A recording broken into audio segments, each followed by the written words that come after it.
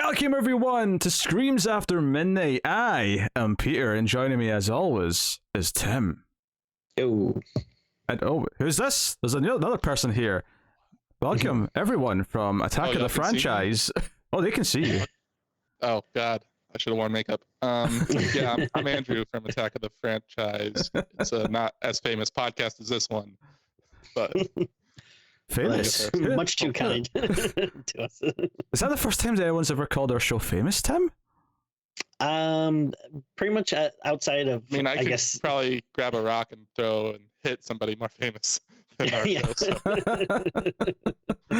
Yes, welcome. So part of the special October season here, did a couple of collaborations, and we're doing our first one here today with Andrew from Attack of the Franchise, which is a young podcast. I think you're on like episode 10 or something like that, give or take. 12 Yeah. as of this recording. Then 13 comes out tomorrow as of this recording. We're in the middle of doing Scream, so the Scream franchise. So this is very appropriate. It just so happens that we have done that franchise already on the show. It's a very repetitive franchise. Yeah. I'm curious, since you've done something, since you're working through something that is relevant and we've done it before, what's the worst Scream movie? Oh, 3. Yes, Easily. 3. Okay, Yes. all right, okay. Absolutely, yeah. I'm not going to lie. It's the funniest, but it's not like it's the lamest kills and like no gore. And you know, I'm a big slasher fan, so I need some gore. I'm not going to lie. If you'd have said Scream 3 was like your favorite, I might have just booted you off the call and ended this right now. Yeah, I don't trust anybody who says Scream 3 is my favorite. Yeah, the Scream 3 not so good, but yeah. So for our listeners at home, can you explain what a franchise is? Oh, well, that's a good question. I didn't even think about that before we started the show. I think we just, like a movie franchise. It's not like it's like Lego's a franchise, but we're not going to talk about Legos. McDonald's, for example. Franchise. Yeah, we review the Big Macs. The Big Macs. Yeah, it talks about movie franchises. We did the Batman series, and like basically the idea was to do these kind of long-running franchises that have like how they evolve over time with like how cinema changes and culture changes and different filmmakers, different actors, all that jazz, really, which I thought would be interesting, and hopefully people will listen to it. Yeah, and it's not just you, right? You've got a co-host or two. Yeah, I got my friends Yvonne and Lauren. Wow, imagine doing a podcast with friends. What would that be like? I don't know. It seems so rare to have friends. I'm used to just talking to someone I'm just strangely embittered by. Yeah. I thought you were going to say we're more like brothers, Tim. That's what I thought you were going with that, but okay. Same thing. Maybe. Yeah. I'm freaking. I'm like Thor, and this guy's freaking Loki. We're brothers.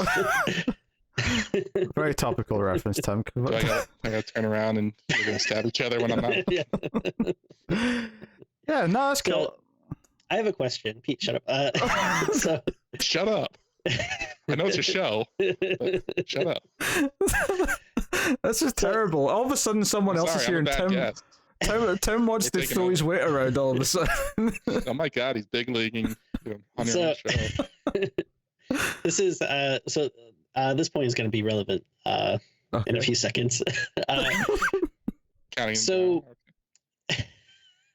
So I'm just curious then what your relationship to horror is, and if you want to speak, maybe a little bit like the other co-hosts on the show, how they feel about it. But because I do feel like horror is a very franchise heavy genre. Oh, yeah. Certainly because horror is like the most easily like marketable stuff to do, and like how Sam Raimi, when he was starting out, he was like, what sells? Horror movies sell, and I want to be a director, so I'm gonna make a cheap horror movie. Turns out to be one of the greatest ever, but that's that's how you basically broke into Hollywood. Basically, just you gather your friends, you go in the woods, get a couple $100,000, and you make a cheap little horror movie. But I love horror. My mom was big into horror, so I watched all the big ones, Michael Myers, who I'll never mention again on this episode. That was pretty much my horror cable. And my parents showed me very inappropriate movies that they let me rent from Blockbuster. Nice. Which is an old-fashioned sentence. Yeah, it's very upsetting. I'm an old ass man, not as old as Pete, but I am pretty Hold old. on. And then For the record here, Tim is like 4 years older than me. I just want to point that out right now. I don't look like it though. It looks like you would think it would be reversed, right? Am I your That's youngest guest? the joke. I'm a 90s boy. And I- Connor, who does the TV stuff with me, he's like, what's he now? He's like 26, 27? Is he really? Wow. I Yeah. am 26, going to turn 27. Yeah, so you're about the same age as Wow. Connor. Yeah. I didn't realize Connor was that young. Oh, who cares? So, Yes, Connor. what's funny about that though is that it's like, it's so strange that like video stores are kind of like a thing of the past now, because that was such a big part of my childhood, was going to our Family Video, which eventually became a Blockbuster, and I feel like especially for horror, just perusing that aisle was so intoxicating as a kid, because the boxes are so evocative, and I mean, it was the counterpoint to the phrase "Don't judge a book by the cover." Yeah, Like, yeah, no, you grab you grab the VHS by the cover. Yeah, although that did lead to some, some of the, how do I put it, less reputable companies might make a really nice cover, but then you get like some cheap trash. You could. Yeah. I mean, I love going looking at old horror movie posters or 50s B movie posters, and they like works of art, but then the movies are just shit. It's three people in a room talking for 90 minutes, and that's the whole movie. Yeah, like, and then a cheap rubber monster shows up for 2 seconds. Yeah. There's a charm to it, but yeah. Yeah. I don't know if it's like an attention span thing, but I just, I don't get that same kind of feeling, if I'm browsing like Netflix or something, or whatever streaming device, if you're looking at like the horror section, and because it's essentially the same thing, just scrolling through movie boxes and stuff, but it's just, I don't know, it's just different. There's some phrase for it, like if you have too much choice, like you won't make a choice. Like there's some scientific basis to that. Like you're like overcome with too many options, so you're more hesitant to pick something. And part of it as well is the art of, like, as stupid as this sounds, actually having to go to a store, and then the feeling of like victory because you pick something you think might be good, and then taking it back home. The actual trip to go and do that makes it, like, even just like when you have to buy physical albums, right? And some people still do if they collect vinyl, but most people don't. You go to the store, you buy the album, and because you spent money on it, you would listen to it a lot, and you would appreciate it as an album. Whereas, nowadays you got a streaming service with every track ever almost. You just, skip.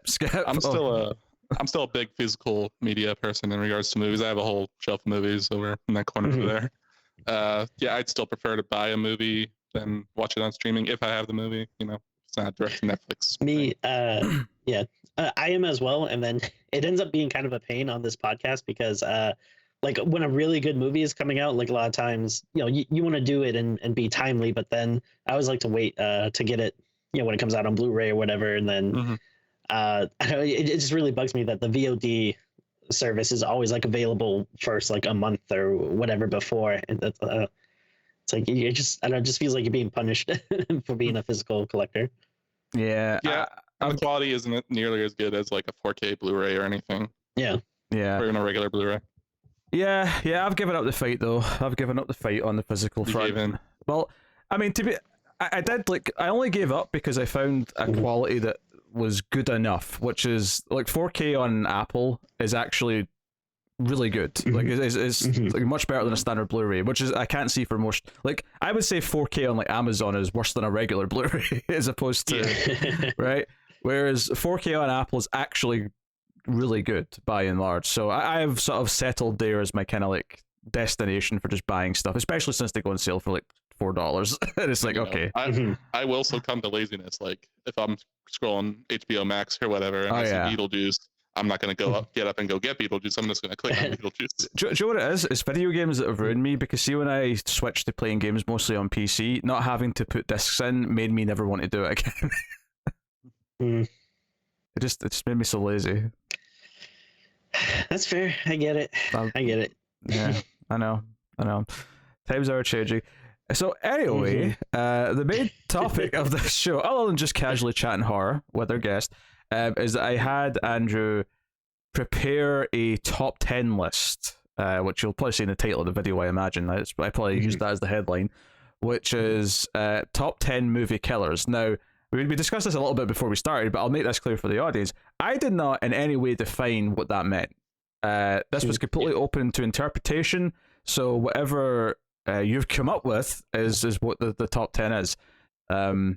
So we'll obviously count down from number 10, and we'll see what you've picked, and me and Tim will judge, mock, laugh. We'll discuss and. Well, my criteria, because it was kind of loose, I mostly focused on I guess human threats, not really monsters in a way. Not, yeah. I mean, there's some monsters on the list, but like not Godzilla, not. Sure, yeah.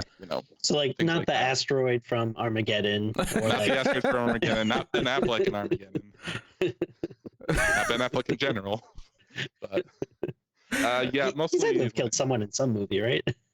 I mean, his Batman killed. His Batman killed a lot of people. That's true. Do you know what? If you're shitting on Zack Snyder's Batman v Superman this early in the show, I like him already, right? This is. There's a whole episode of my show where I should. You're earning brownie points right now. Yeah. I could talk for an hour about that. We'll get into the list. So I got some honorable mentions, some fallen soldiers. So I would just run through this quick. Patrick Bateman from American Psycho. Quality choice. Yeah. I just love that performance, and Christian Bale's so funny in it. He's not a great killer, but he gets away with it. Little Chucky. Let me guess, your next one is Mila Kunis from American Psycho 2. I've never seen it. That'd be a great for the franchise. Oh yes, it's a good twofer. It counts. A little two-parter. I'll tell you, I had heard for years that American Psycho 2 was really bad, and I actually watched it finally last year, I want to say, maybe the year before that, and it is so freaking boring. Like William Shatner's in this thing, and he's hitting on students who are 18 years old, and it's still so boring. It was a autobiography of William Shatner. Okay, what was the next honorable mention? Chucky is a fallen soldier. I love little Chucky. He's a funny little guy, but didn't cut it. John Doe from Seven. Seven. Yeah. Who's only a little less creepy than actual Kevin Spacey.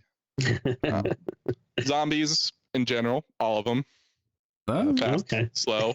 Didn't make it. Jaws from Jaws. Didn't make it. Oof. Gremlins. From Joe Dante's Gremlins. I'm sure they killed a few people. Oh yeah. That old lady goes flying out of her window. Stuntman Mike from Death Proof. Oh, that's an interesting nice. pick. Yeah, that's a good one. Yeah, I like that one. I'm just a Kurt Russell fanboy. This one might be controversial. Leatherface. Okay. That's controversial. He's just never been my guy. I mean, I see what you're saying. You think it's controversial that he's not in the top, but I think that's fine. No, this one might be controversial. On the other side, though, Leprechaun. Oh. I was obsessed with Leprechaun when I was a kid. Oh no! See, you're losing rules, but you're getting them for me. Oh no! Let's just say, the hood, Peter. He went to the hood twice. No. Let's just say, yeah. If you ever, man?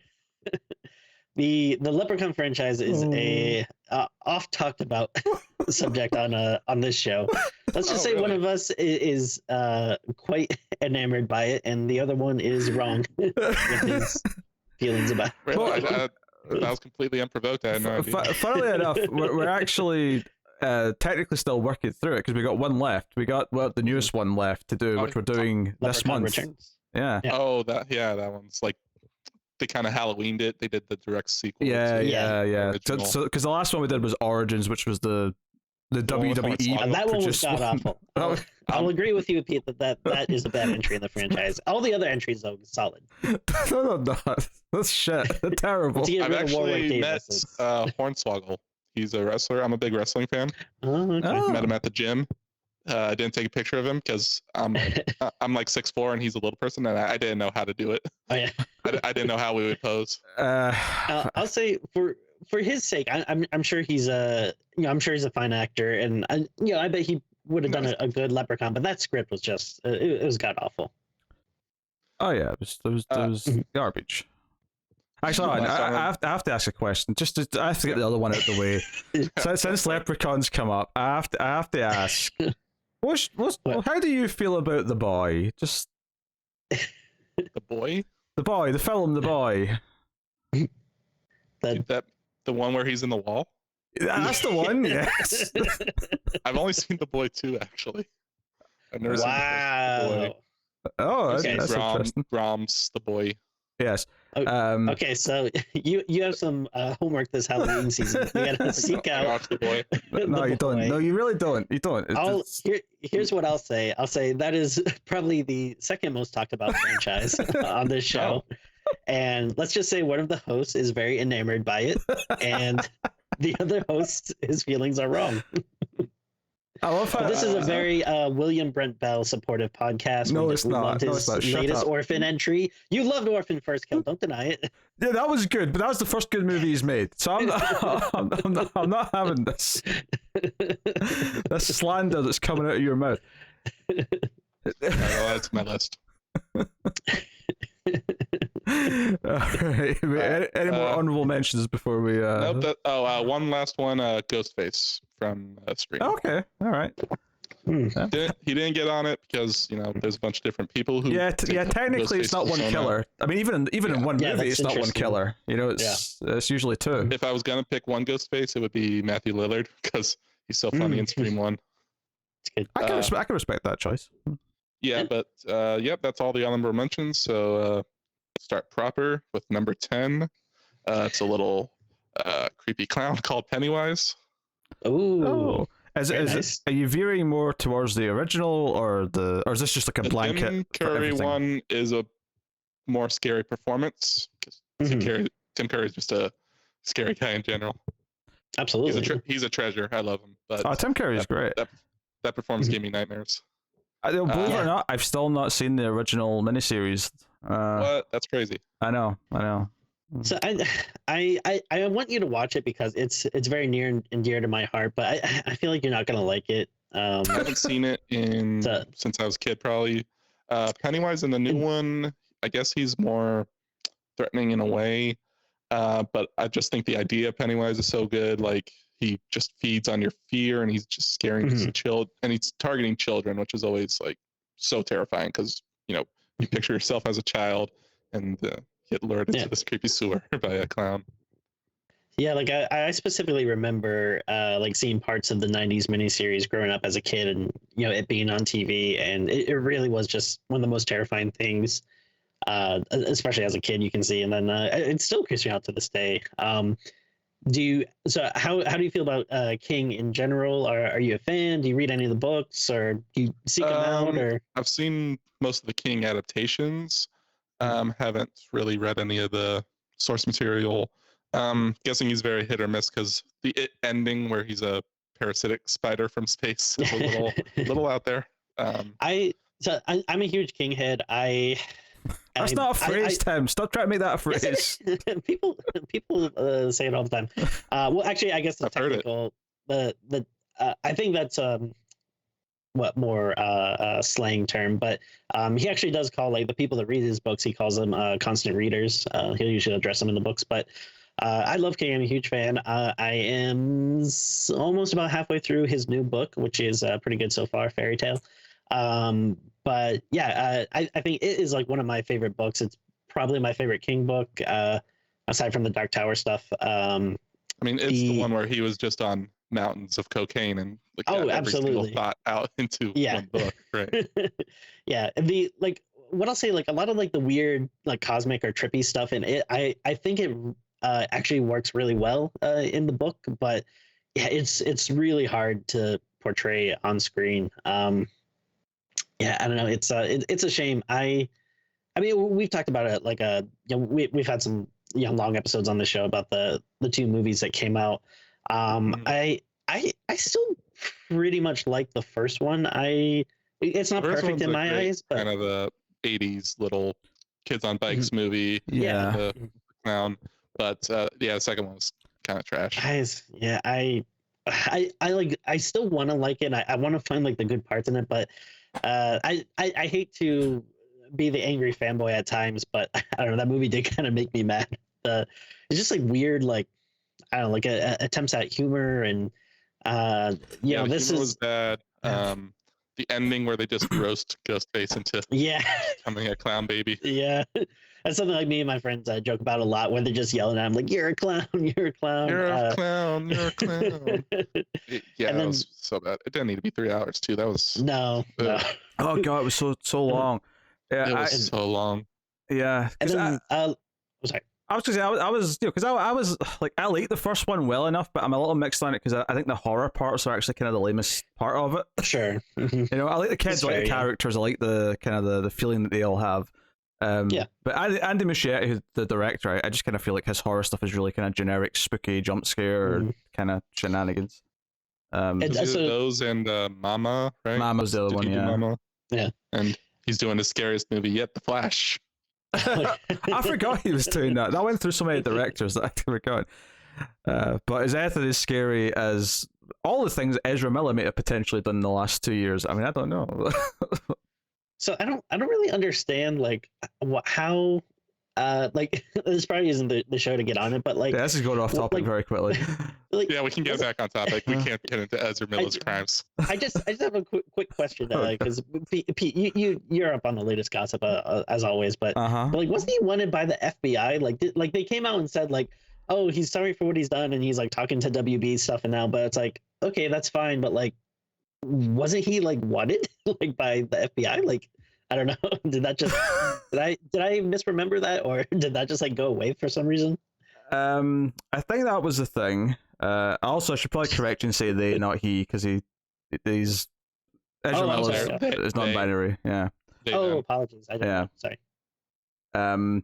It's I don't know. It's just so weird. All I can think in my head over and over again is that We Need to Talk About Kevin turned out to be this weirdly prophetic movie that was like Sure. like Ezra was so perfectly cast in that. It turns out Yeah. all this time later. well, the Mhm. one thing I keep saying is that Warner Brothers needs to fire them because Mhm. as the Flash, because then they lose their access to the Speed Force and the authorities can catch them. There you go. Very good. Also, Too fast. the Flash scenes in Snyder's cut of Justice League were laughably bad, I thought. So, you know, I'm not even like I can't feel anything for these DC movies right now. They've numbed me into like just non-existence. I'll wait and Let me see. go hide my signed Shazam poster over there. Oh. I mean, no, Shazam was fine. Shazam was fine, and I really liked the Batman. But like by and large, I'm not like they've taught me not to have any hope. That's all I'm saying. I don't have hope. You know, I actually went to the movies a couple of times this weekend, and I saw the Black Adam trailer there, and I don't know. I think it looks like it could be fun. No, I'm not feeling it. I I'm don't. not It's feeling not like the thing I'm most excited for, but I'm like, yeah, it looks like it could potentially be good. it. No, not at all. Nah. Oh, that seems like a good time for number 9, actually. Number 9. They are the graboids from the movie Tremors. Oh, that's Oh, very interesting, nice. That's a interesting. great one. Yeah. Yep. Very terrifying. Walking on solid ground and making any vibrations will draw them near. Always thought that was very scary. And the movie is a classic. Kevin Yeah. Bacon versus worms. Do you think that's a franchise that you'll tackle on the show at some point? Yeah, because like I mean, obviously we want to be popular. I don't know when we'll dive into because Tremors is mostly direct-to-video sequels. Yeah. Oh, I don't I can know tell how- you all I don't about even- them if you want, because we've done them on I've the seen Ace. 2. I've seen Tremors Have you 2, done and I all of think them that on was Ace? pretty good. We did the first one, and then we did all the sequels as bonus Patreon episodes. So we actually just did the 7th one We actually recently. had to So watch the Jamie Kennedy ones. oh, God. It's so weird. They introduce him like he's still like 25, but he's 50. And it's just it's like he's trying so hard to still be the young. It's like his whole character is that he does like stunts and he's like a dirt biker, and I'm like, you're 50. Stop it. You're an old man. Calm down. So don't they like go back in time? And There's one in the Old West. There's no time travel, but yeah, the 4th movie's set in the same town, but in like 100 years ago. Even though graboids weren't supposed to like have been seen, like there's a lot of Aren't they, retconning like, going on. Ancient creatures or something. Something stupid like that. But And like, I don't remember if there was an exact reason why they decided to attack in the actual events. Was it like drilling or something? I know one of the sequels definitely said climate change, but I can't. They all kind of blur together at this point. I will say the first one is a classic, is a really fun B movie with a great cast. 2 is surprisingly pretty solid. 2 holds up quite well. It was okay. And then those are the only 2 I've seen. Then it goes downhill. Then pretty fast. I mean, the third one is the one that introduces the ass blasters, which is about all you really need to know when it comes to the towing at that point. The show I was really bummed didn't go forward was they were doing a Tremors with Kevin Bacon. That is insane that they did not go forward with that. Yeah, it looked pretty good.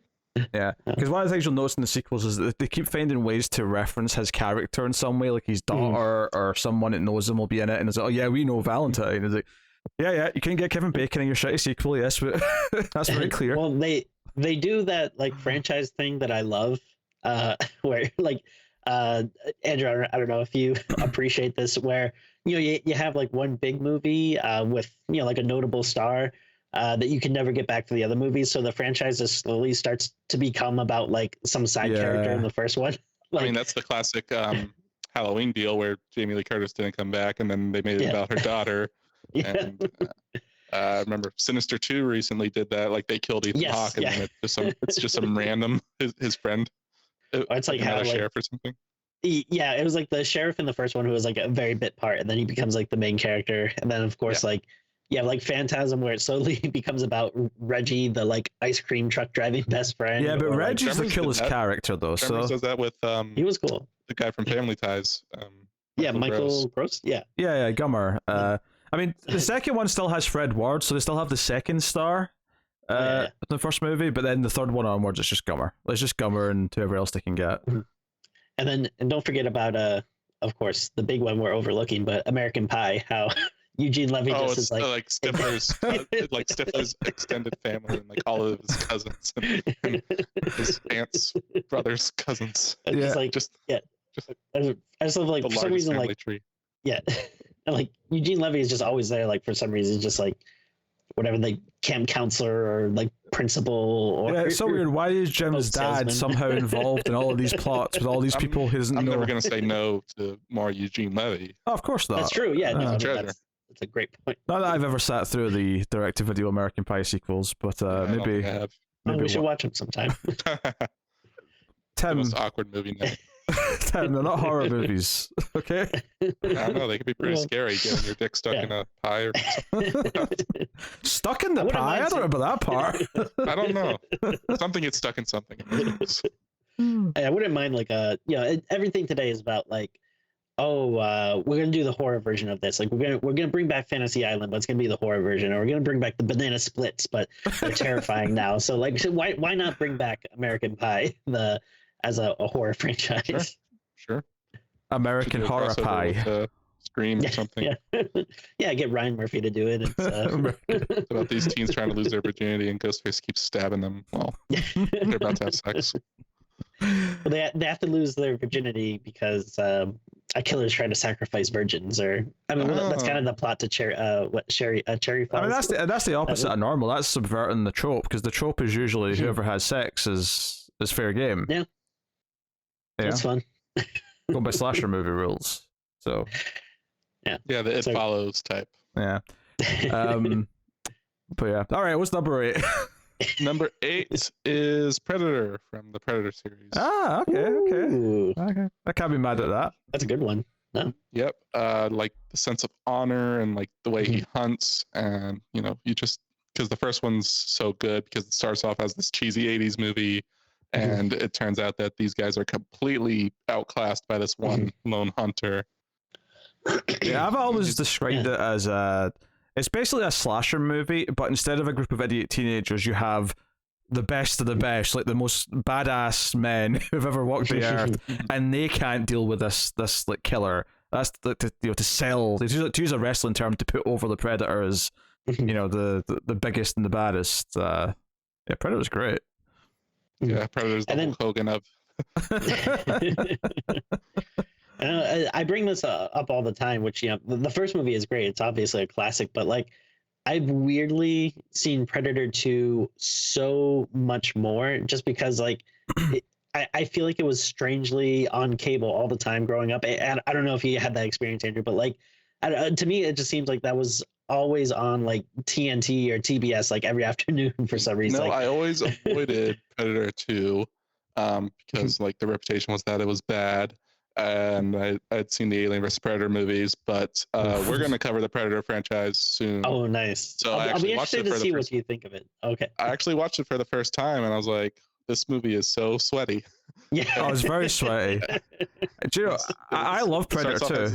Predator 2 is kind of silly. I actually liked it more than I thought I would. Yeah, but it's got Bill Paxton, it's got Danny Glover, Gary Busey's in there. Like, Bill Paxton got on my nerves though. Oh, what? And I love him. Ooh, How can you get up? oh, no. I can't agree with that. Because he's doing his like aliens thing, like, hey, I'm Bill Paxton, you know, I'm annoying. Hey. I'm the annoying character. Do you know, That's my job. my favorite thing about the Predator franchise, which we just recently done because we did it on, running up to Prey coming out, is that after like with the Predator from 2018 and the not Prey because Prey's in the past, That movie sucked. but yeah, the Predator in 2018 sucks. But one of my favorite things about that movie is that it's got Predator 2 in canon because Gary Busey's son's in it and he plays the son of his character from Predator 2 and they reference Predator 2. What I think's great about that is that Predator 2 when it was made was set in this like alternate future 1997 Los Angeles. Yeah, the far distant future of Yeah. 1987. Right? So I think it's really funny now that in the canon of the Predator universe, like the world became that 1997 and then somehow reverted back into regular present day. Was there anything that futuristic? I don't remember that much futuristic. It wasn't so much that it was Predator futuristic. It was just it was kind of like Detroit and RoboCop, where it was like, oh, it's this over the top kind of like fictional version kind of thing. 2. I mean, that's my favorite thing in like 80s movies where they do this post-apocalyptic future, like Escape from New York, and it's only in 1997. like in Blade Runners in 2019. I'm like, y'all had the choice to put this like 300 years. And Yeah. they just thought the world was just going to turn to shit in 20 years. It did, but in a different way. Yes. Not in a cool way, like we Not in a have cool flying way, cars anyway. and stuff. No, no. I love We just got Predator. the pollution with no flying cars. Predator's got all lots of cool gadgets. I like how they expand upon his weaponry in Predator 2 as well, so you get a lot of cool stuff. Yeah, I really like that in Predator 2. But one just is just like this. So the one thing I hate about Predator 1 is you see the spaceship. Like if there was just no spaceship and you just slowly find out that you see this, you don't know it's an alien. But yeah, I just love the sense of honor, and they realize they're being hunted, so they have to realize, like Arnold realizes that they're not going to attack the woman because she's not armed. Like this sense of discovery, and like you don't really know why the predator's hunting them for sport. I won't spoil anything. Malicious purposes. I won't spoil anything, but I love how they kind of use that as a character beat in Prey. They kind of haven't seen it yet. You haven't seen it yet. Well, I won't Ooh, okay. say that. Going to. But they kind of use that idea of like, oh, you won't attack, the predator won't attack someone who he sees as innocent or not armed or not a warrior or something to that effect. A dork. Yeah. They use that in an interesting way in nerd. Prey. So Prey was good for the Prey was a good movie. So I liked it quite a bit. Yeah. All right, what's number 7, right? Well, we'll stay in the same universe, I guess. The Xenomorph from Alien. Ooh, very nice. Yeah. The perfect species. That's what the android calls it in the first Alien. Yeah. It's now you think that's a scary. better species than the woman from Species? Well, who would I want to go on a date with? The Xenomorph has 2 mouths. I don't know. But yeah, I love the Xenomorph. It just feels very alien, of course, but like so violating the face hugger and the penetrating out of you like this unwanted baby. Yeah. Just like It's a monstrous perfect creature design. Yeah. Yeah. I think what's so good about it. Giger just went wild. I think what's so good about it is that Very phallic. when you talk about Predator, and Predator's great, but Predator, of course, is still very humanoid. I think what's so great about the Xenomorph is that it's so unhuman, right? It's so you can't even see. I mean, yeah, if you see photos of the set where the guy's in the suit, you can sort of see where he is. It's like this. It's like the 7-foot college student with Yeah. just like the skinniest body. But like in the movie, because obviously you shoot it properly, it just looks so unhuman. So it feels truly alien in a way that a lot of monsters don't. And So the Xenomorph kind of becomes less scary as the series goes on, because in Aliens, they're taking them out left and right. But yeah, in the first one, it's just like this true sense of horror, and like the acid blood, it's like a perfect creature, like, and you truly feel that the crew is screwed. So would you say you're more of an alien guy versus aliens? Oh, I'm definitely an alien guy. I'm Nice. not.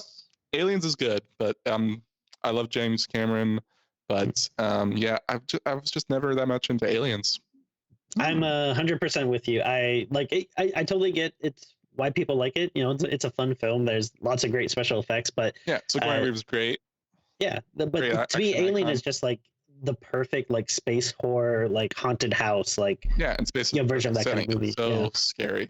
Well, they're both There's 10s. nowhere to go. They're both 10s, so you can both be wrong. It's fine. We can live Peter's with that. a bit of a Ken They're only both 10s if Aliens a 20 and Aliens is a 0, and they average out to both 10s. How dare you? Aliens is good. Aliens is good. Yeah. Even though I like Alien 3 more, that might be controversial. Yeah, that's controversial. That The assembly cut. Interesting though. I like it. The assembly cut. I've only seen the assembly.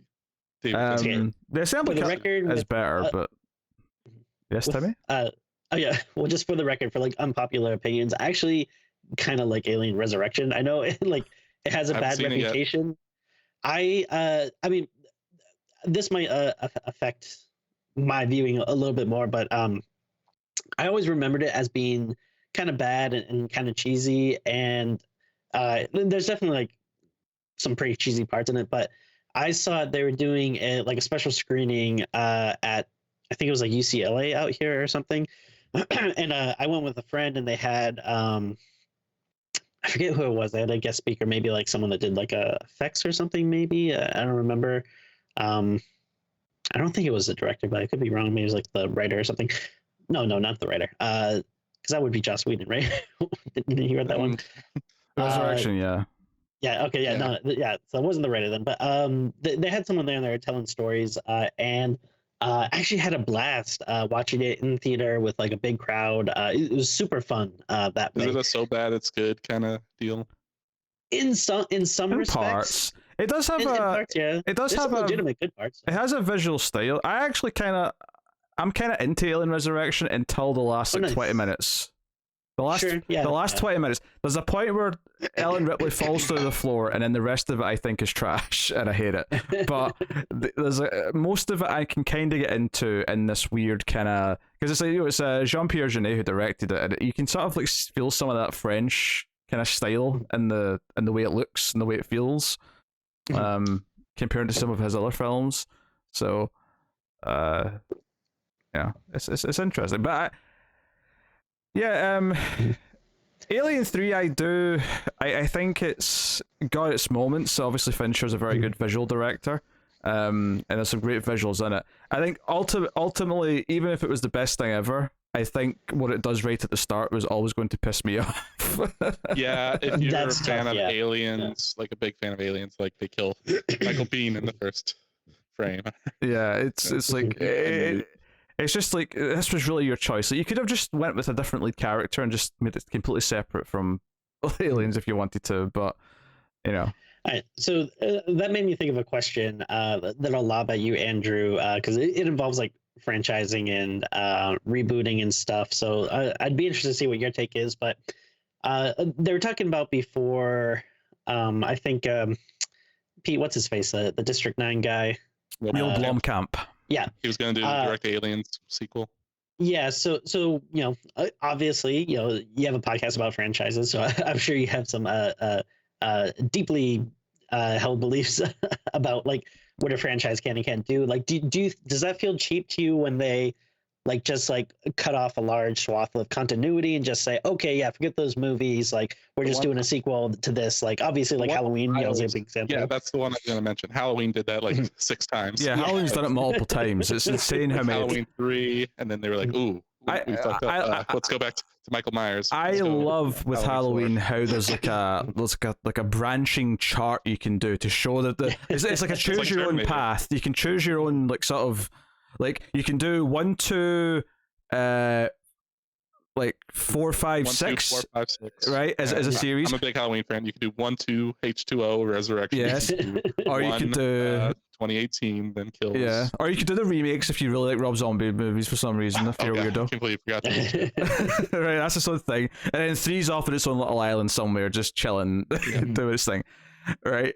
But it's nuts to me that there's so many branching paths, and it's funny that so many franchises keep going on so long now that a lot more franchises are starting to have this problem where they're deciding to like, we'll just ignore everything after this point and just do a sequel to this thing. I mean, sometimes I think it's okay because it's like, well, clearly there was some shit movies made, and you know, it's maybe just better for everyone if there's a good reason to make another movie. Obviously, I'm at the point now where I'm so jaded with so many like you know, Ghostbusters Afterlife, which is just this like nostalgia dripping, like that's just you know, worship the original movie. Yeah, I don't think it was poorly made, but I hate what it represents. I hate that this Force Awakens formula has now been applied to Terminator and Ghostbusters and so many things. And it's just like, oh my god, it's nothing but dessert. It's all empty calories. It's, you know, the example I always bring up is like the member berries. The member berries. Yeah, it's the member berry. You know, it's like, you know, we have to have a million shots of the proton pack turning on because it means something to everyone now.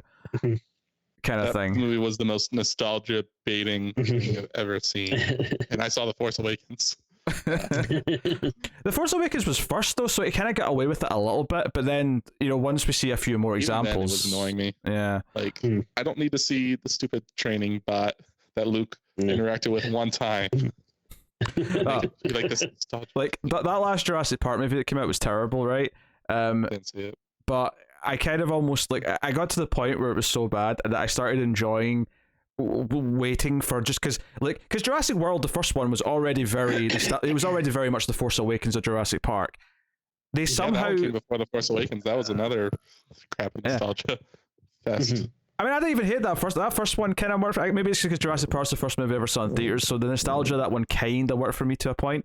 But the third one, Dominion, like some of the things they bring back to reference are so like you're just scraping the bottom of the barrel. Like you know, Dodson. Remember Dodson? The Barbasol. Yeah, the shaving foam can. Yeah. Thought of it. It was making me cringe so bad. I'll say it just because of Jeff Goldblum eventually, but yeah, no, I wasn't even a fan of Jurassic World. You do a franchise show, you have to do all 6 Jurassic Park movies at some point. I know, I'm gonna watch it.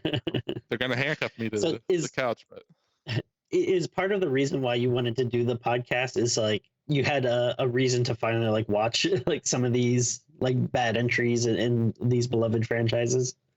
Yeah, some of it like I completely did not watch the Rob Zombie Halloweens. I was like, no.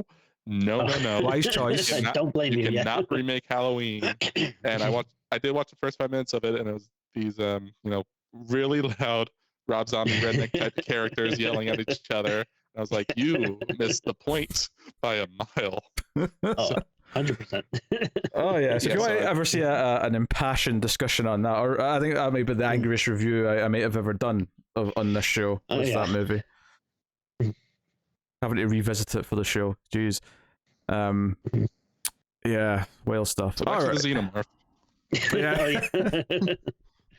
Imagine Rob Zombie's Alien. Hey, it's just a launching platform for discussion. That's all the list is, really. So yeah. So number 6 is Jason Voorhees. Oh, okay. Ooh. Okay. We got a slasher villain proper. Very First nice. slasher, right? Yeah, first slasher, I think. Yeah. If you don't count Predator or Alien. But yep, Jason, just iconic. No, don't go camping. They'll go to summer camp specifically. Don't go to summer camp. Don't have sex in the woods. Yeah, all the usual rules. Yeah, it's because obviously I think the original Halloween is the best horror movie ever made, but If we're talking franchise, if we're talking franchise, I like Friday the 13th as a franchise more because I typically have fun with a lot of those entries a lot more They're consistently. fun for drinking games. Yeah. Yeah. They're all pretty much the same movie. Yeah, even 5, which most people, shit on, like, I think that's still pretty watchable. The only one that I just flat out can't watch is 9. 9 just sucks. Mhm.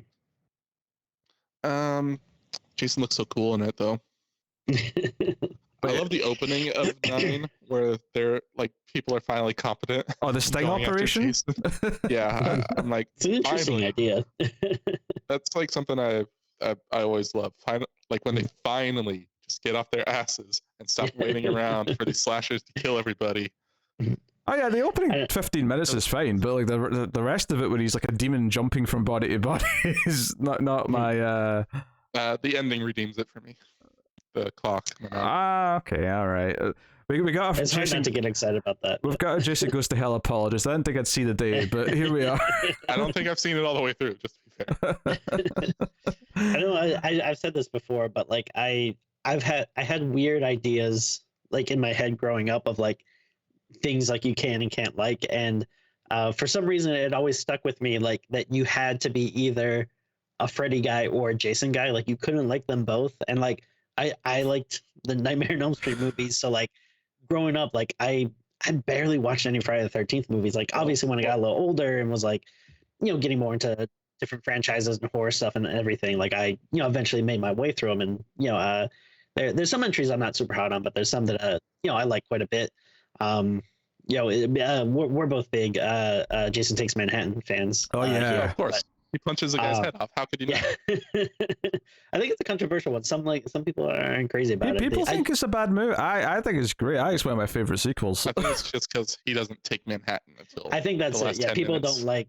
Yeah, it mostly takes place on a boat. But this is a Manhattan where there's just vats of toxic waste sitting out in the street for no reason. It's great. Hey man, I've seen Ninja Turtles. There's radiation everywhere. Okay. Oh, absolutely. Yeah. Well, speaking of Freddy, number 5 is Freddy Krueger. Yes. I guess I'm more of a Freddy guy. Freddy's funny. Like and that's what it is for me. More creative kills of Nightmare. Like my favorite one's probably the puppeteering one in Nightmare 3. Which is the best Nightmare movie. Grabbing him by his veins. I'm a 1 fan.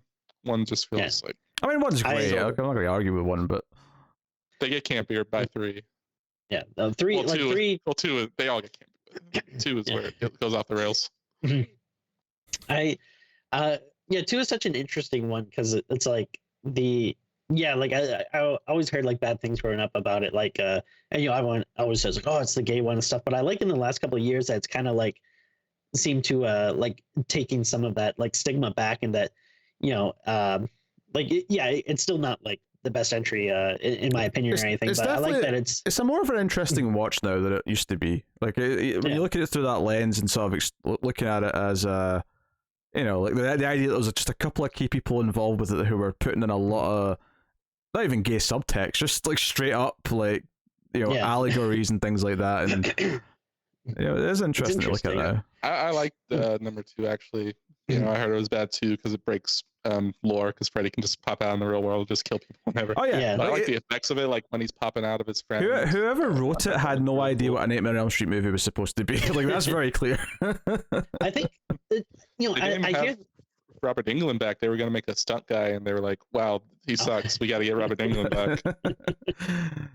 I think like what's kind of I hear that excuse a lot about how like it doesn't follow the lore and stuff, but like I mean, they all don't follow the lore because number 1, they established that you can pull Freddy out into the real world and kick his ass, and then immediately the ending's a dream. So it works for the movie. But like I don't know. I feel like that's such a typical like horror franchise thing, though. Like I feel like they're crazy. Constantly rewriting rules. Yeah, like there's so many horror sequels that are so different, from like one our another. beloved Leprechaun. Yeah, like, every movie the rules are different for that little bastard. Every movie. Leprechaun 3 rules. I mean, like every horror franchise tends to go through this thing where the rules seem to change because they have to just justify how it works in a new movie. And sometimes they don't. Like we just did the Final Destination movies, and it's kind of weird how every movie the franchise messed me up. Yeah, the characters, like I enjoy multiple entries in that series, but it is frustrating that by the time you get to the last one, like every single movie almost has the characters learn the exact same rules and try and think they're going to beat it the exact same way. But if you've seen any of the previous movies, you know they're not. Like this didn't work in the last one, so why would it work in this one? So, Yeah, eventually those just became about the kills and the creative ways people will die. oh, for sure. Yeah. Is death itself on the list? No Tony Todd, unfortunately. So number 4 on my list is Michael Myers. Yeah, it's interesting you've got what I'll refer to as the Trinity back to back. Yeah, kind of the 3 out of 4 of the Mount Rushmore slashers. I didn't do that on purpose, but I think that's just where my brain went. Halloween is my favorite slasher franchise, even though I think has the lows are lower than like a Nightmare low. Yeah. But Michael Myers, the first Halloween, it's just so iconic. The silent killer, the foreboding, the stalking, the John Carpenter score. The theme is so great, and it gives me chills automatically when I hear it. No, I mean, Halloween's my favorite horror movie, so you're not going to find much arguments from me. Yeah. I was just at the theater this weekend, and the trailer for Halloween Ends came on, and I just heard someone very loudly, like in the middle of the theater, go, "Oh, he's my favorite killer," which I thought was just like such like a weird, funny way to phrase it. Well, it's a good thing they didn't say it during the Black Adam trailer when they saw The Rock. He's my favorite killer. I saw him kill somebody on Sunset Boulevard. I think obviously, I mean, Jason's pretty expressionless because it's the hockey mask and whatnot, but there's something especially expressionless about that white mask. That's the original mask, the Shatner. Yeah, the Shatner mask. Yeah. It's something they never get right again. I don't know how they just keep messing it up. Yeah, obviously, some are better than others. So bad. Yeah, and I love 4 as a movie, but yeah, the mask in 4 is pretty rough. Yeah, it's just so like it has no features or detail on it. And there's a couple of shots where he's got blonde hair that are still in the movie. Yeah, if you it's kind of a pinkish blonde mask. And 5's the worst one, where it's just like so like oversized and like the long stringy hair. The CGI mask in Halloween H2O. Yeah. So I'll ask y'all, where do you all land on? Do you have opinions about the familial connection between Jamie Lee Curtis and Michael Myers? I mean, it only exists because Carpenter needs some sort of reason for him to keep getting after Laurie in the second movie. Yeah. And he was drunk when he wrote the script. He was very drunk. Yes. I don't necessarily like it, but at the same time, I'm just so used to it as an idea that it's such a driving force in all the sequels up until, because even H2O, which retconned a lot of the other sequels, still kept this idea that 2 is still in continuity and he's coming after them because the nephew is now 17. So it's just a simple, easy excuse. I prefer it not being there. I'm not particularly fond of Halloween 2018 for a lot of other reasons, but them removing that is not one of the things I have a problem with. Like, that's fine. See, to me, if they remove the familial connection, then the story, it's not really much of one, really, like in 2018, like where she's very obsessed with Michael and thinks he's gonna come after her. So they have to do this whole dumb subplot about the doctor driving Michael to see Laurie. Oh yeah, that's really my dumb. issue with it.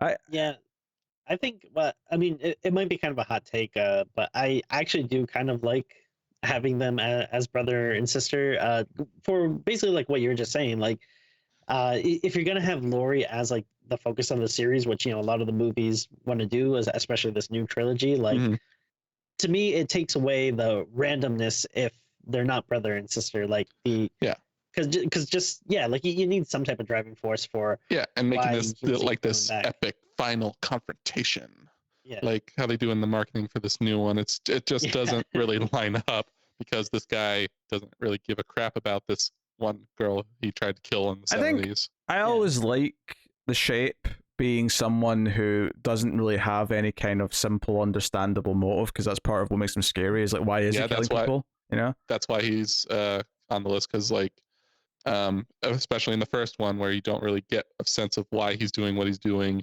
and the first iconic kill where like they pull off the 6-year-old mask and like this kid just has the blankest expression, and it's such a perfect movie. I love it so much. And he has a nuclear family. He's literally got a white picket fence.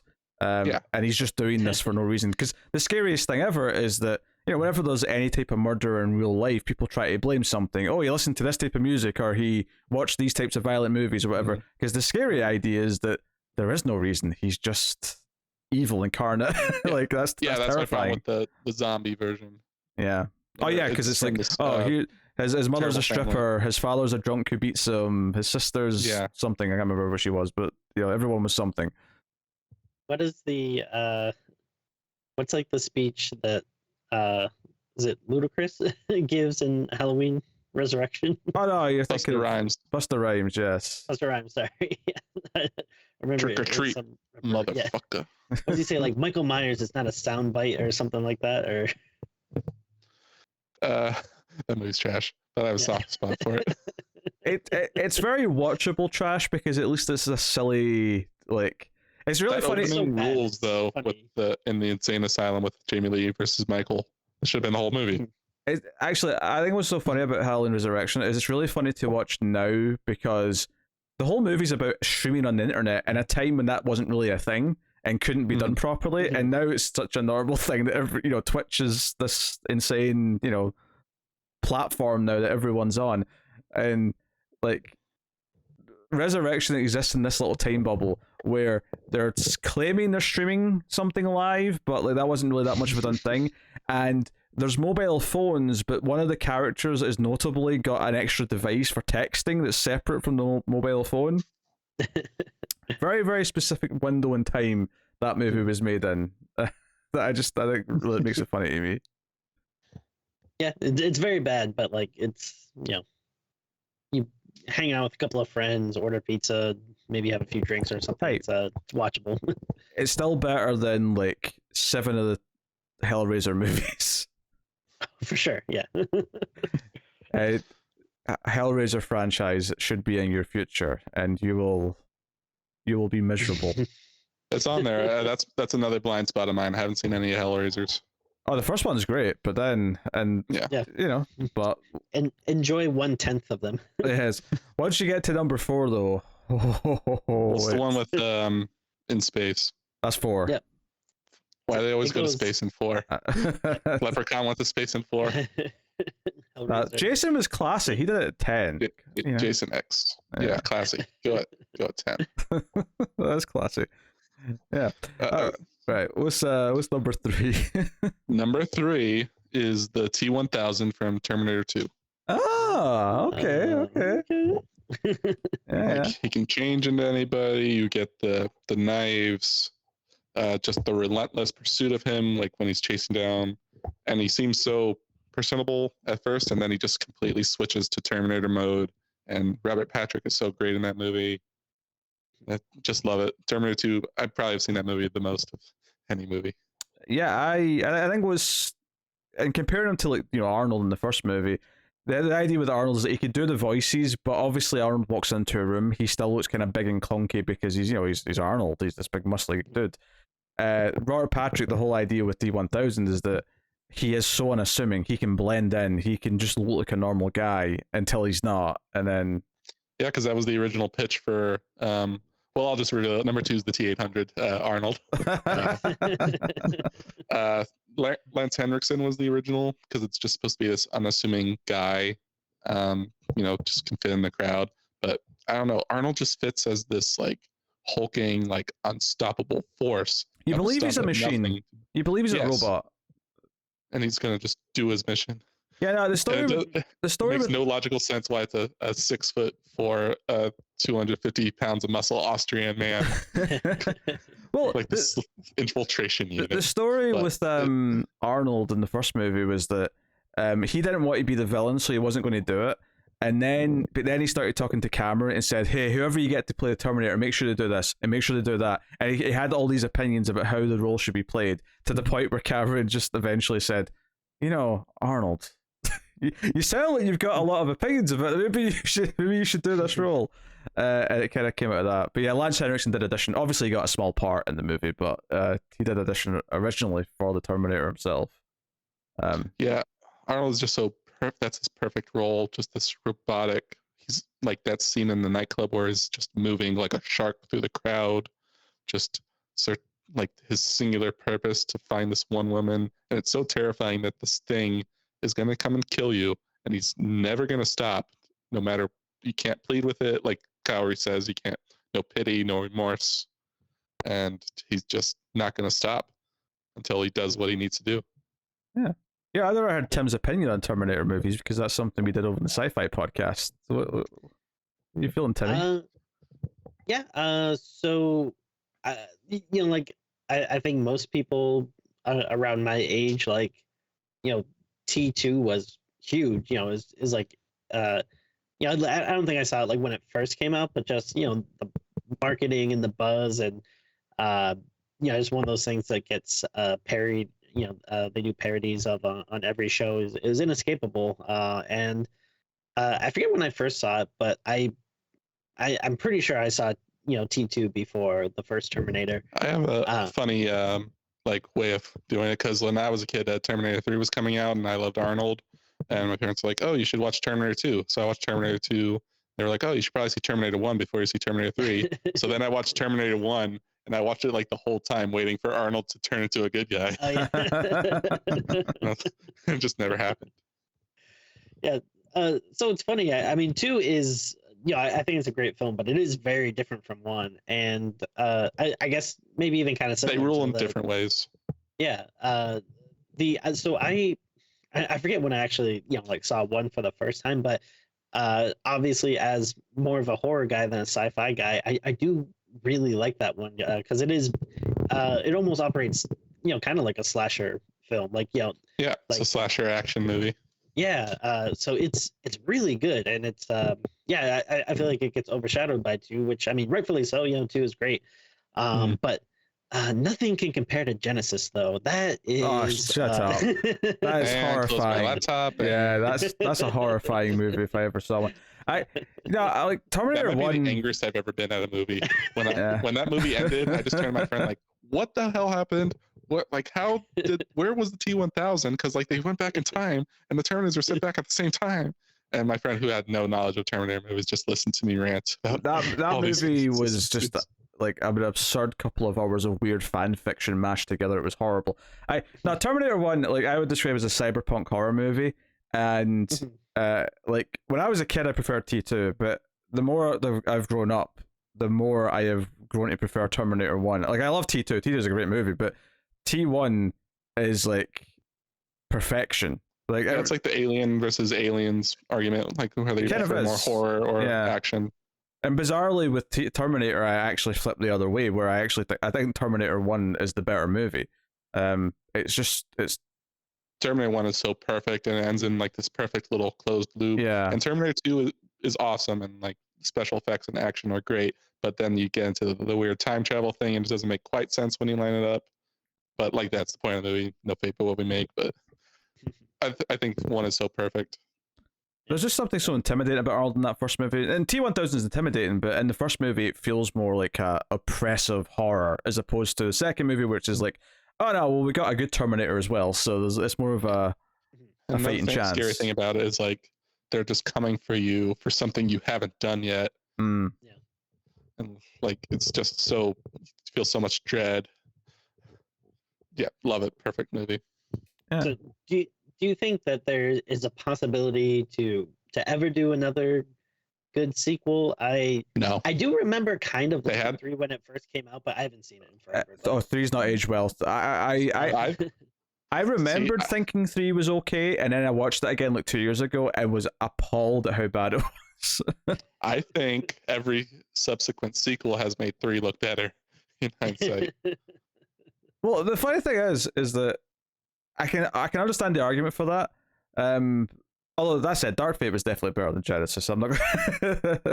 I mean, but dog shit's better than cat shit. I mean, That's Dark Fate was very much the Force Awakens. It was doing the nostalgia formula, and it, for better or worse. But Genesis is like Jai Courtney. They keep casting Jai Courtney and things to ruin franchises. I like. Hollywood gave up on Jai Courtney already. Between Terminator and Die Hard, they just like Jai Courtney being shoved down my throat in ways that it just upset me. I don't like it. I think like what happened with Dark Fate is what happened to a lot of people with Alien 3 and how they killed off Newt and Hicks in the first act. And when they killed John Connor, like that, I couldn't deal, especially since it looked like little Edward Furlong.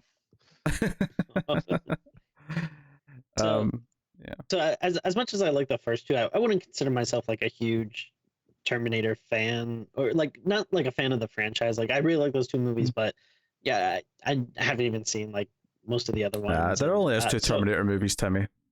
Yeah, but so I mean that's my question for both of you, as obviously bigger fans of the franchise. Like, do you want them to keep trying? Like, no, stop right now. Just give up. They were talking about doing like one where like The Rock is a Terminator and goes back to the 50s to try and get Sarah Connor's mom or something. Sounds very strange. Honestly, I thought I wanted a new Alien movie for a long time, but Ridley Scott at this point has just proven to me that they should just stop trying, because it keeps being so soul crushing.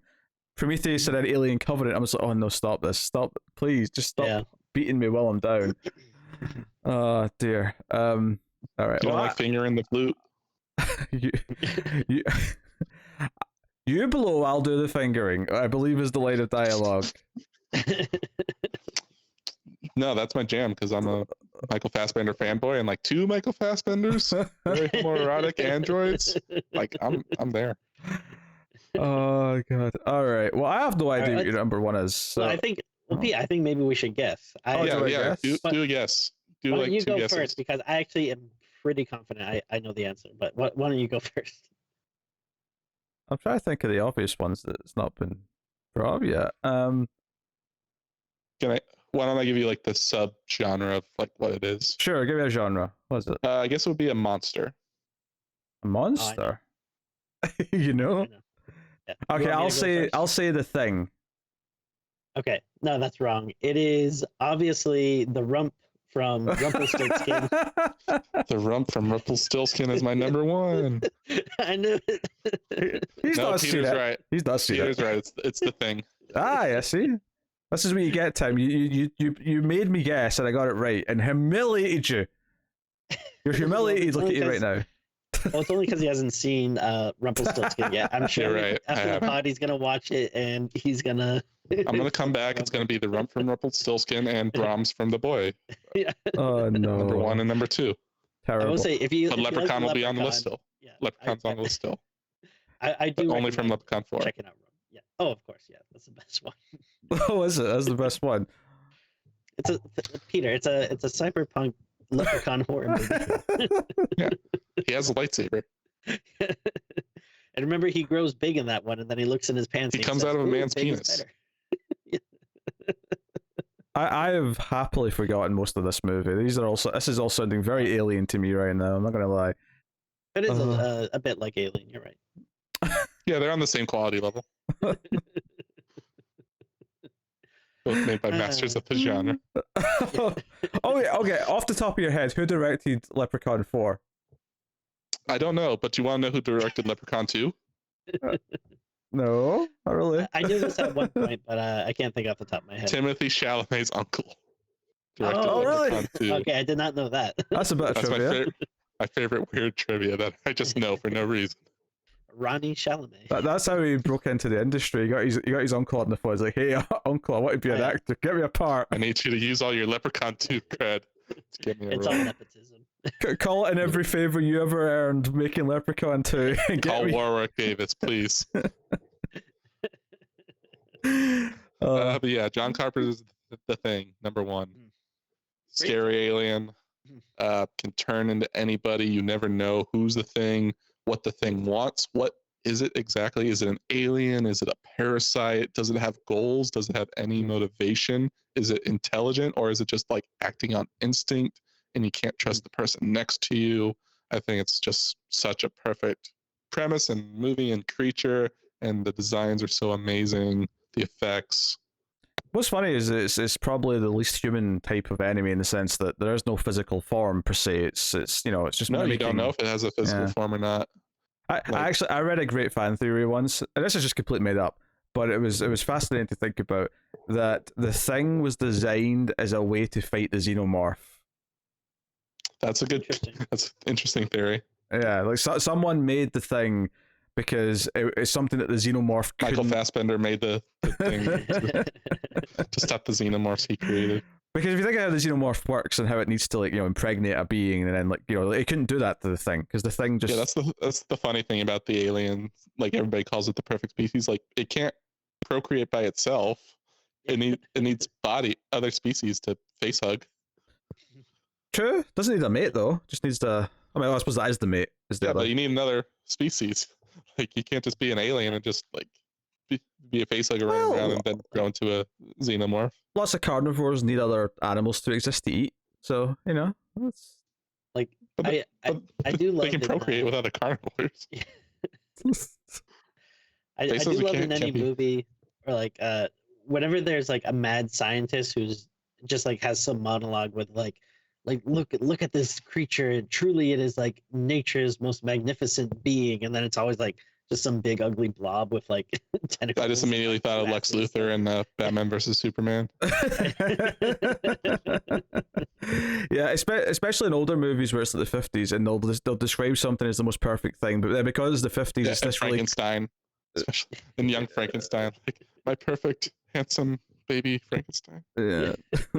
But you get like this really shoddy like practical effect that barely moves, and it's the most perfect thing ever. I'm like, it looks like it's dying because it can't move properly.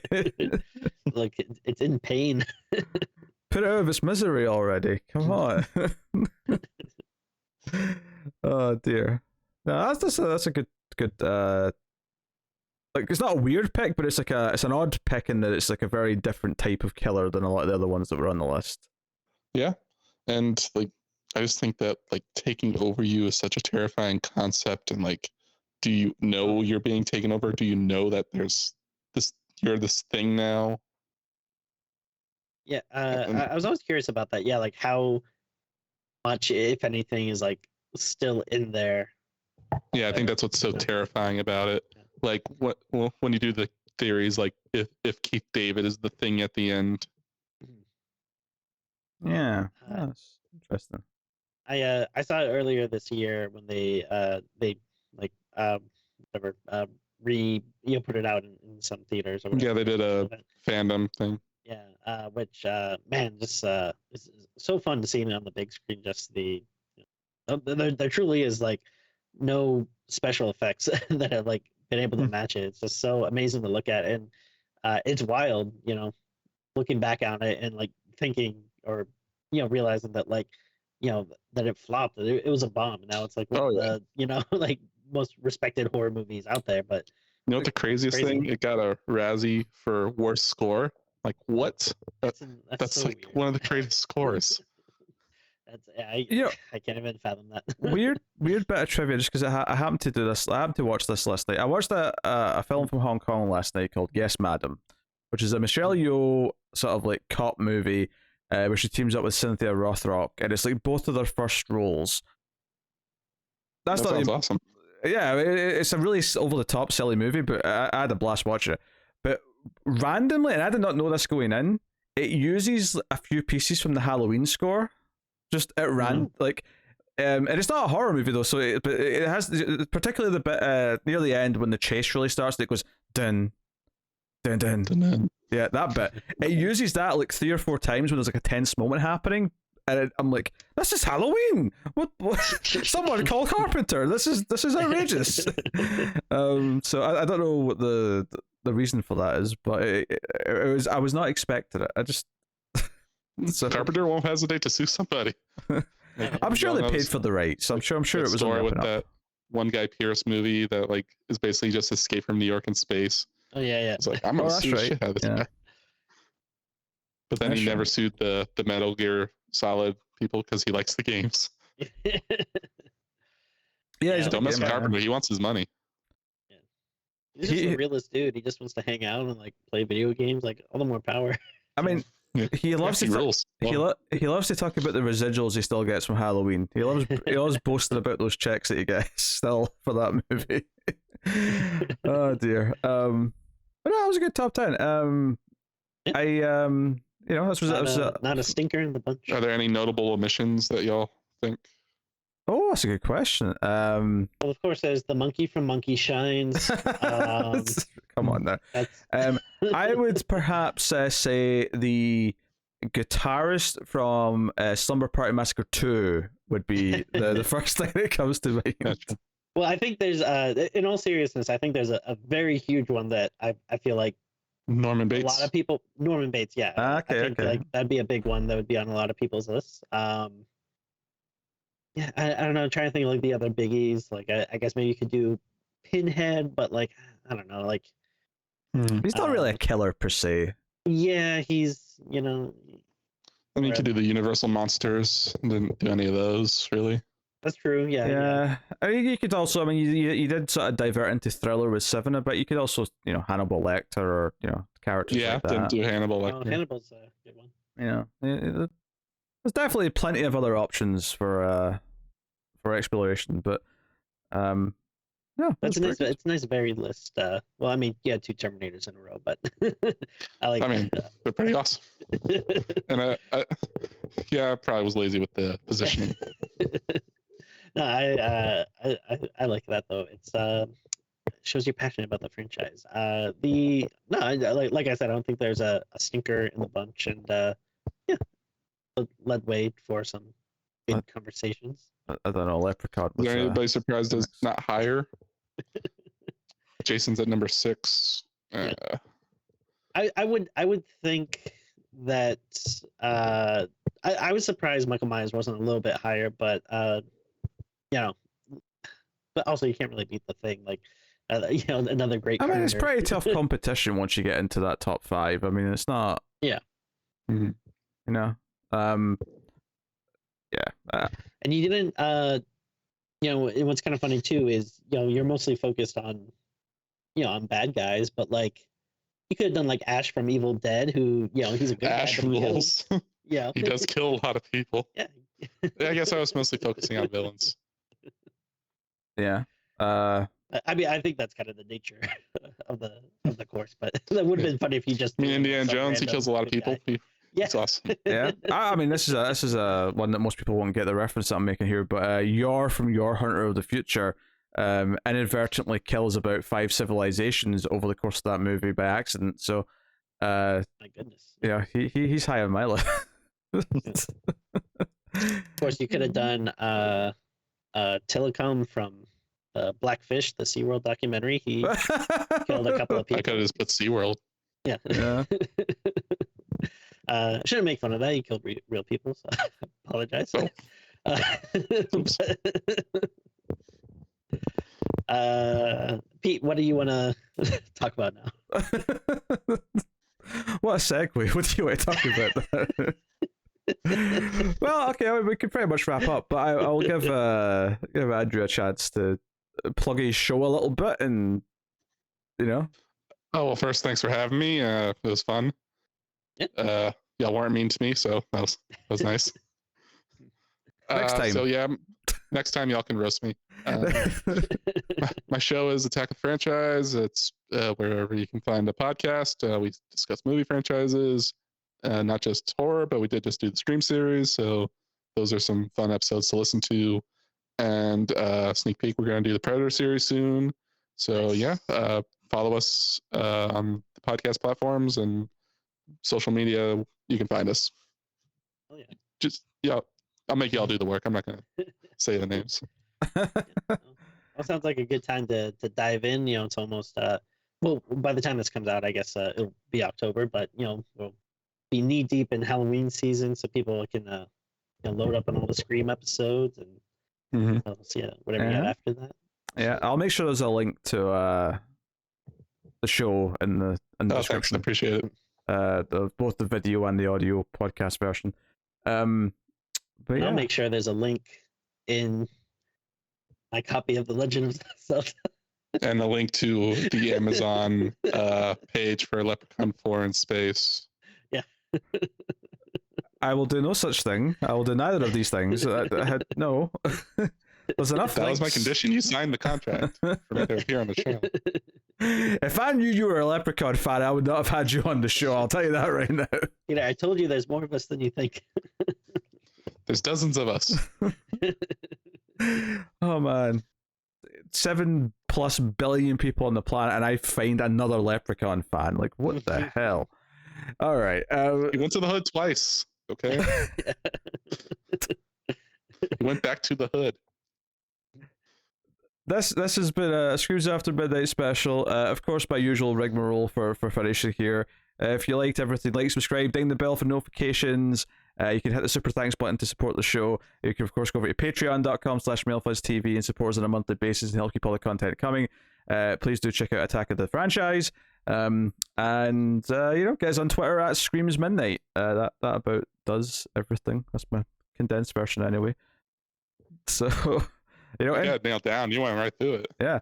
And be nice in the comments. To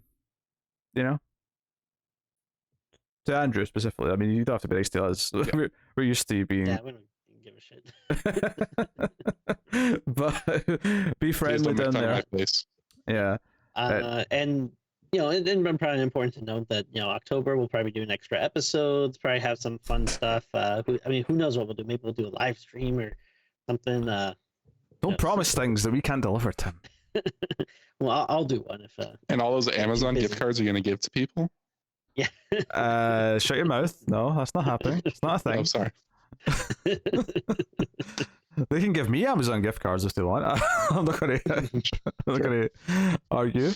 But that is the show. That has been Screams After Midnight, a special episode. So thank you to everyone for watching or listening. We always appreciate it. Keep watching scary movies, and we will see you next time.